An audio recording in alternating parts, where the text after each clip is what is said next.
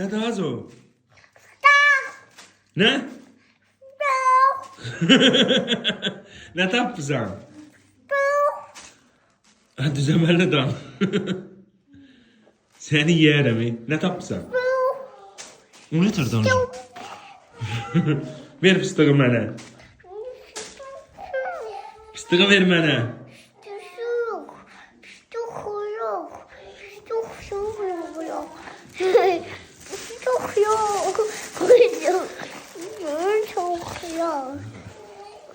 Kim alıb o fıstığı sənə?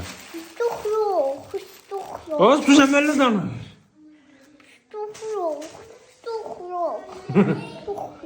Az düzemelli danış.